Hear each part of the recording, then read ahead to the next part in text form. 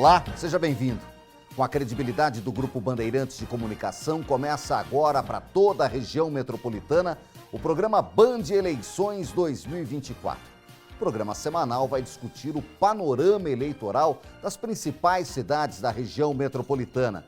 Especialistas são convidados para estar em nosso estúdio analisando o movimento das peças do tabuleiro político regional. A estreia do Band Eleições foi na última segunda-feira em rede nacional e a partir de hoje seguimos com 3 edições regionais e uma nacional e assim nós vamos até o final do período eleitoral em outubro. O programa de hoje recebe aqui no estúdio Marcelo Espanha, que é sócio do grupo Comunicarte, especializado em treinamentos em comunicação e assessoria de imprensa. Obrigado pela presença, Marcelo. Tá tudo bem? Obrigado, Cláudio, pelo convite. Uma honra estar aqui participando desse programa. Band é referência em eleições, então um orgulho e uma responsabilidade também. Obrigado pela presença. Olha, a gente está também via Skype, direto de São Paulo com a gente, com Fábio Zambelli, vice-presidente da Ágora Assuntos Públicos, que é uma agência especializada em análise e relações governamentais. Seja bem-vindo, Fábio, tudo bem? Tudo bem, Nicolini, muito obrigado pelo convite, um abraço ao Marcelo, prazer estar com vocês aqui na Band Vale. Prazer é todo nosso, obrigado por nos atender. E eu queria começar justamente falando da situação atual. Nós estamos numa pré-campanha, mas muita gente já está há meses trabalhando a candidatura. Esse ano, o período eleitoral foi achatado. Ele é o menor período eleitoral das últimas campanhas, aí, dos últimos 30 anos. Eu me lembro quando, com 90 dias antes da eleição, já se abria o período eleitoral. Hoje isso foi reduzido pela metade. Como é que vocês veem até aqui o movimento aqui na região metropolitana? Eu falo principalmente de Taubaté e São José dos Campos. As duas cidades devem ter os prefeitos como candidatos à reeleição. Tem ex-prefeitos voltando para o jogo político, tentando retomar a prefeitura. Como é que vocês viram esse movimento até agora? Eu começo pelo Fábio Zambelli, em São Paulo. Nas duas cidades, e principalmente em São José, a campanha já começou desde abril, ali, quando expirou o prazo das mudanças partidárias, né? Quando nós tivemos a migração de partido do ex-prefeito e ex-deputado Eduardo Cury do PSDB para o PL, ali ficou evidenciada a sua intenção de ser candidato à Prefeitura de São José dos Campos. A partir daquele momento já foi deflagrado o processo eleitoral na prática, embora as convenções só ocorram agora no final de julho, início de agosto, já existe uma disputa política em curso, né, entre o ex-prefeito Cury, principalmente entre o ex-prefeito Cury e o atual prefeito Anderson Farias, pela condução da campanha eleitoral em São José dos Campos, pela liderança da campanha eleitoral. Com as pesquisas, inclusive as pesquisas que a Band Vale tem divulgado, esse processo já começou a aquecer, né, a partir do mês de abril. Então, nós tivemos um processo natural de construção de alianças, definição de chapas, que está ocorrendo ainda, mas, apesar de uma campanha formalmente mais curta, a disputa já está nas ruas, já está na seara política, no campo político, entre os partidos, entre as lideranças partidárias, os candidatos a vereadores, a montagem das chapas de vereador, já começou ali, a partir de abril, quando teve essa decisão do ex-prefeito Cury em se filiar ao PL. Então, na verdade, embora a campanha oficial seja mais enxuta, na verdade, a disputa eleitoral já começou há pelo menos uns 3 meses em São José, Nicolini. Com as movimentações políticas e as movimentações de comunicação, Marcelo, o que dá para se enxergar? Muita gente fala assim, não vou começar a falar de política agora, se colocar como pré-campanha, porque me torno vidraça, vou tomar pedrada desde já. Por outro lado, se esconder pode fazer com que o eleitor não lembre dele na hora das urnas. Como é que você viu esse movimento de pré-campanha? Cláudio, eu vejo com bastante atraso, né? Acho que o Fábio foi muito feliz ao comentar que já começou lá em abril com esses bastidores, disputas, racho aqui, me uno ali. Mas como o direito eleitoral traz alguns obstáculos para o pré-candidato, ou seja, ele não pode falar de proposta, não pode se apresentar como candidato, eu acho que isso gerou um marasmo nas campanhas, e acompanhando especialmente aí São José, Taubaté, em que os candidatos têm feito quase que de uma forma unânime, feito a rede social dele, a comunicação dele como agenda. Então, se você pega os candidatos, inclusive os principais, Oi, pessoal, bom dia, boa tarde, boa noite. Hoje eu estou aqui no bairro tal, vim aqui ouvir a comunidade. E não passa disso. Eu acho que é um desperdício de tempo para começar a se posicionar. A gente teve pautas difíceis agora nacionais. Eu não vi ninguém se posicionando assim de uma forma bastante forte nas questões que o eleitor vai querer saber. Quando chegar num debate aqui na Band, o eleitor vai perguntar das questões que estão em discussão. Então acho que há um empurrão com a barriga, assim, deixa isso para quando começar a campanha em 16 de agosto. Então eu percebo que é muito mais do mesmo, eu faço agenda, eu falo com quem eu tô, com o líder que eu tô, com a igreja que eu fui lá do pastor ou do padre, o líder comunitário, mas os pré-candidatos, na minha opinião, estão muito lentos na questão de posicionamento. E quem perdeu mais tempo? Quem está atrás nas pesquisas de opinião? A Band mostrou pesquisa de Taubaté, de São José nos últimos meses, ou quem está à frente? Com certeza quem está atrás. Muitas vezes, esse mais do mesmo, trazer a rede social como uma agenda é até uma estratégia de quem está na frente. Quer dizer, para que eu vou me posicionar, para que eu vou me expor? Não é a hora ainda. Deixa isso lá para frente. Enquanto eu estou aqui na liderança confortável, eu não preciso me expor, né? Mas quem está atrás precisaria ter vez e voz. Por quê? Porque é possível, e o Fábio pode falar melhor disso do que eu, mas é muito difícil você criar uma comunicação para em 40 dias, 45 dias, você tirar uma margem gigantesca do candidato que está à sua frente. Então, ou o seu posicionamento, a sua campanha começa mais agressiva na pré-campanha para dar tempo de subir essa escada, ou vai ter que acontecer um fenômeno muito especial para que em 40 dias você tire 10 pontos, 15 pontos de frente do líder da pesquisa. Falar em fenômeno, Fábio Zambelli, eu queria te ouvir, você falou desse que talvez tenha sido um dos maiores fenômenos dessa pré-campanha josense, a mudança de partido, depois aí de mais de 20 anos, do Eduardo Cury, do PSDB, ele formado e forjado no Ninho Tucano, para o PL, de Valdemar da Costa Neto e Jair Bolsonaro. Por outro lado, a gente tem o vice-governador de São Paulo, Felício Ramute, como ex-prefeito, foi secretário, inclusive, do próprio Cury, na prefeitura de São José dos Campos, dos mandatos de Eduardo Cury, hoje como o grande outsider aí da campanha, apoiando o prefeito de São José dos Campos, que se mostra aprovado pela população, mas a população não compra que essa aprovação se transforme em votos. Na hora do vamos ver, o concorrente aparece à frente com quase um corpo de vantagem. Como é que você está vendo esse movimento dessas três peças? O Eduardo Cury, ex-prefeito, o Anderson, atual prefeito, e o Felício Ramute, que parece desejar ser um novo governador do Vale. Não sei se tem estatura para tanto, como já teve aí um Ari Cara José ou o Roberto Cardoso Alves. Você tocou num ponto crucial, Nicolini, que é a questão da continuidade, né? Que eleição para prefeito, em regra, no fundo é uma grande discussão sobre se deve continuar um projeto político ou se deve trocar o projeto político, né, que está no poder. Isso desde que foi instituída a reeleição para prefeituras municipais.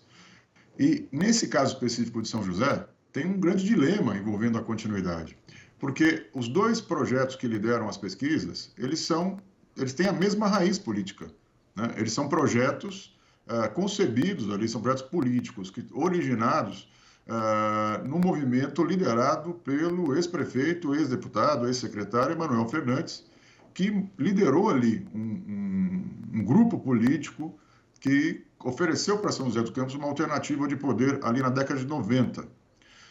E foi vitorioso em 96. Na eleição a partir de 97, com o Emanuel tomando posse, ele assumiu a prefeitura e imprimiu uma marca de administrar, um jeito de administrar, que foi muito aprovado pelo cidadão joseense. Foram várias eleições, 2 do Emanuel, 2 do Eduardo Cury, depois uma interrupção aí com uma derrota para o PT, para o então deputado Carlinhos Almeida, mas logo depois a recuperação do poder, do projeto de poder do PSDB, do Emanuel Fernandes, o grupo do Emanuel Fernandes, com a volta do Felício à prefeitura, depois foi reeleito, e a gente sabe que depois ele renunciou para concorrer ao governo do estado e depois a vice-governador de Tarcísio de Freitas.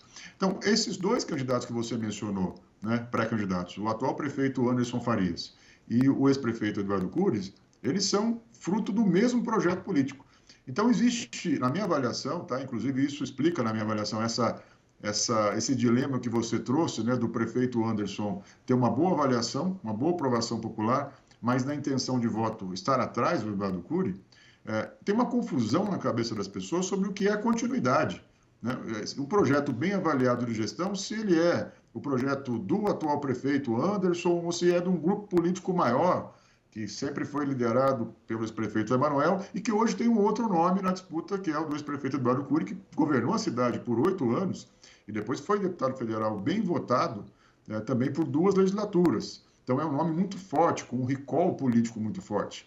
Então esse dilema da continuidade, para mim, não está solucionado. Eu acho que vai ser a chave dessa eleição em São José. Quem vai dizer que vai continuar com melhores condições e com mais benefício para a população o projeto político que foi concebido lá atrás, na década de 90, e liderado pelo ex-prefeito Emanuel Fernandes. E aí entram os padrinhos. Você mencionou o atual vice-governador Felício Ramute, ex-prefeito, que é um nome político muito forte em São José, que obteve uma reeleição muito expressiva em 2016, inclusive que o credenciou para esse voo político mais alto, colocando ao lado de Tarcísio de Freitas numa chapa vitoriosa ao governo do Estado, e o ex-prefeito Emanuel Fernandes, que foi o líder político que concebeu todo esse movimento, que foi bastante disruptivo na política de São José.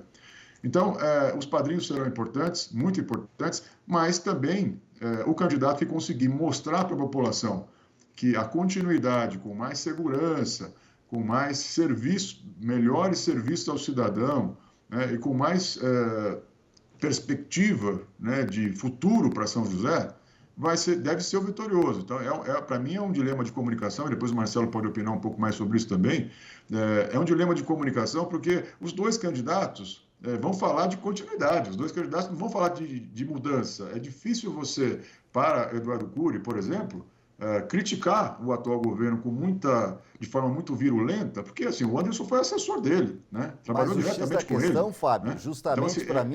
É difícil para a comunicação se colocar nesse debate. É isso, na comunicação é saber do Marcelo o seguinte, quem vai puxar a faca primeiro? A grande pergunta é essa, porque se eles se colocam despontando nos primeiros colocados, e hoje o doutor Elton, que é deputado, aparece numa 3ª colocação e ele poderia aparecer como uma novidade e deve se vender dessa forma dentro desse espectro da centro-direita ou até mesmo da direita, ele está no União Brasil. Os 2 candidatos hoje líderes da pesquisa, alguém vai ter que puxar a faca primeiro, Marcelo. Eu acho, Nicolini, que a questão que o Fábio levantou agora ela é fantástica e é o que vai nortear a campanha em São José. Acho que os marqueteiros, tanto de Cury quanto de Anderson, devem estar quebrando a cabeça muito para falar o seguinte, como que a gente vai dizer para o eleitor que é uma briga por uma continuidade da cidade e não uma briga por projeto político? Porque eles vão brigar exatamente pelo mesmo voto, pelo mesmo eleitor.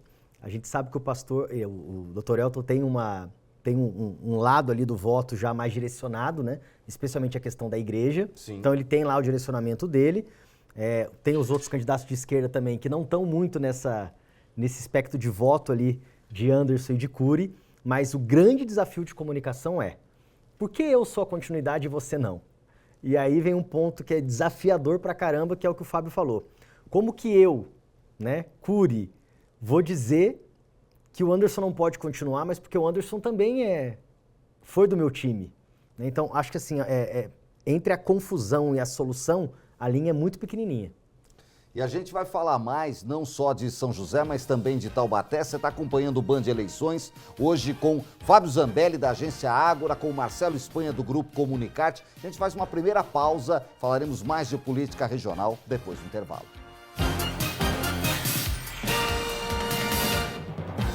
O Band Eleições está de volta em mais um passo da cobertura eleitoral que se amplia a partir de agora. O período eleitoral começa para valer em 16 de agosto, mas a pré-campanha está a todo vapor. Analisando as ações dos pré-candidatos, comigo hoje aqui no estúdio, Marcelo Espanha, que é sócio do Grupo Comunicarte, que é especializado em treinamentos de comunicação e assessoria de imprensa, e via Skype, direto de São Paulo, está aqui no telão, o Fábio Zambelli, vice-presidente do Ágora Assuntos Públicos, que é uma agência especializada em análise e relações governamentais. A gente falou muito de São José dos Campos, né, no primeiro bloco. Eu queria falar um pouco de Taubaté. Taubaté que tem uma corrida eleitoral com diversos pré-candidatos, figurinhas carimbadas e conhecidas. O atual prefeito se coloca como candidato, vai sair pelo PP, mas apresenta números de pesquisa de um alto índice de rejeição acima de 50%, o que inviabilizaria a candidatura dele. Mas José Saldi se confirma como candidato à reeleição. Ortiz Júnior volta tentando voltar ao Palácio do Bom Conselho, ele que foi prefeito por 8 anos. A Lorene, deputada federal, passou 3 meses em Brasília, voltou agora para Taubaté, foi a segunda mais votada na última eleição, perdeu para o Saldi e vem agora tentar novamente a sua colocação. A gente tem ainda o Sérgio Vitor, um candidato do Novo, que foi deputado e parece despontar com um grupo político. Aliás, trouxe aí o apoio do Capitão Souza, que era pré-candidato até dias atrás, acabou ficando sem legenda num PRB que vai apoiar a Márcia, a candidata do PL, e ela se coloca como a candidata do Bolsonaro. São muitos nomes conhecidos, Fábio Zambelli. O que dá para esperar dessa disputa em Taubaté, onde as pesquisas colocam o ex-prefeito Ortiz à frente dos demais candidatos? Bom, a eleição em Taubaté é sempre muito singular, é muito diferente de outras cidades do Vale. A gente acompanha historicamente situações muito surpreendentes acontecendo na eleição em Taubaté, então é bastante complexo opinar aí nessa corrida que ainda está sendo construída. Como você disse, tem alianças sendo fechadas na última semana antes das convenções, mas o que dá para a gente inferir a partir de agora é assim, vai ter um grande plebiscito, na minha avaliação, em Taubaté, sobre a volta da família Ortiz ao poder, né? E com o Ortiz Júnior sendo candidato pelos republicanos, aí, com o apoio de uma parte aí dos aliados do governo Tarcísio de Freitas, com uma aliança política sólida, ele passa a ser um candidato natural a estar no segundo turno, caso ocorra o segundo turno em Taubaté. E a segunda vaga nesse potencial segundo turno, acho que vai ser uma disputa bastante acirrada, porque você tem o caso da Lorene, que foi bem votada, tanto na eleição municipal quanto na eleição parlamentar, né? Ocupou, inclusive, de forma temporária ali um mandato na Câmara dos Deputados, pela votação que ela obteve na eleição de 2022, e é um nome que já está consolidado na política de Taubaté, né? E representa, de certa forma, uma renovação política. E esse, para mim, uma possibilidade de uma terceira candidatura, você mencionou o Sérgio, mas eu diria que uma candidatura do PL, com o apoio de Jair Bolsonaro, com o apoio da direita, também tem chances ali de beliscar uma posição nesse segundo turno, que é o caso da candidata Márcia, que está aí agregando alguns partidos na reta final. Então, o quadro, olhando assim à distância, me parece que está circunscrito a essa disputa, a disputa pela quem vai para o eventual segundo turno contra o candidato Ortiz Júnior, que representa uma verdadeira dinastia política em Taubaté, que é a dinastia Ortiz. E procura se colocar, Fábio e Marcelo, como candidato de centro-direita na cidade de Taubaté, onde ele briga com diversos candidatos, como o Sérgio, como a Márcia. A Lorene se apresenta ao lado do capitão Paulo, um ex-policial militar, que inclusive foi vice da Lorene na última eleição e é o pré-candidato do PT, apresentado até aqui, pelo lado progressista da cidade, o lado de centro-esquerda. Como é que você vê? Isso pode fazer com que a Lorene consiga canalizar os votos dessa esquerda, Marcelo, e ser ela, de repente, a pessoa para lutar contra o Ortiz, que hoje se coloca, as pesquisas o mostram como o primeiro colocado, ou essa pulverização da centro-direita com os outros candidatos pode facilitar ela ou não? O jogo está aberto? Eu acho que o jogo está muito aberto. E acho que tem essa necessidade por um posicionamento urgente. Por quê? Num vídeo agora de meio que pré-lançamento da Lorene, ela, em uma das frases ela fala, não sou nem de direita nem de esquerda, eu sou para frente ali, né? Colocando essa visão progressista que você falou. Isso certamente é um pensamento do marqueteiro dela, da equipe de comunicação dela, pensando que um candidato que se declare verdadeiramente de esquerda em Taubaté, a inviabilidade dele para a vitória é quase certa. Esse é o primeiro ponto. O segundo ponto, eu acho que toda essa turma da direita aí tem um desafio de dizer o seguinte, eu represento quem? Porque a gente vai ter lá Márcia dizendo que ela é candidata do Bolsonaro e sendo do PL talvez tenha mais autoridade para isso. Mas a gente vai ter Sérgio Vitor dizendo que é o candidato da direita porque tem o apoio do Capitão Souza, que é o grande nome bolsonarista da cidade. E a gente tem o Ortiz Júnior, que se coloca um pouco mais como centro-direita, mas que também tem esse voto da direita e está no partido do governador. Então, acho que é um desafio de comunicação dizer o seguinte: quem de fato representa a direita? Quem de fato tem o apoio do Tarcísio e quem de fato tem o apoio do Bolsonaro? Acho que todo mundo vai querer surfar nessa onda, mas quem vai se posicionar melhor nisso e, especialmente, quem vai ter também mais apoio no sentido não de textos de comunicação ou de vídeos, que isso aí é muito fácil a pessoa gravar, mas de presença política também. Comunicar com a presença, comunicar com a entrega, comunicar com a convivência. Acho que isso pode fazer uma diferença. Vamos acompanhar. Eu queria saber, Fábio, de você, o Marcelo falou aqui de Tarcísio, de Bolsonaro, tanto em Taubaté quanto em São José dos Campos, Tarcísio de Freitas e Bolsonaro estão em lados opostos. Em São José, o prefeito Anderson, já foi anunciado que o Tarcísio está com ele, o Republicanos, que é o partido aqui do deputado federal, que agora é secretário em São Paulo, que é ligado à Igreja Universal, que tem um filho vereador. Marcos Pereira. Isso. A gente tem, por outro lado, o PL, que é o partido do Bolsonaro. Em Taubaté, mesma coisa. A Márcia se coloca como Márcia do PL, a candidata do Bolsonaro. O Republicanos está com Ortiz Júnior. Então, Tarcísio, teoricamente, apoia Ortiz Júnior. Como é que você vê essa disputa? Eu fui a campo nos últimos dias para entender o momento desses dois personagens que são muito distintos, como eu te disse. O governador Tarcísio, primeiro ele é governador do estado, então ele tem uma autoridade e uma responsabilidade política muito maior que a do Bolsonaro, que hoje é um ex-presidente da República, que, enfim, é o presidente de honra de um partido, mas ele não tem um cargo hoje público em que ele exerça e que tenha relação com as prefeituras, né? Então, o Tarcísio tem, governador de estado que tem uma relação com as prefeituras e, portanto, tem que ter muito mais cuidado nas suas movimentações políticas eleitorais.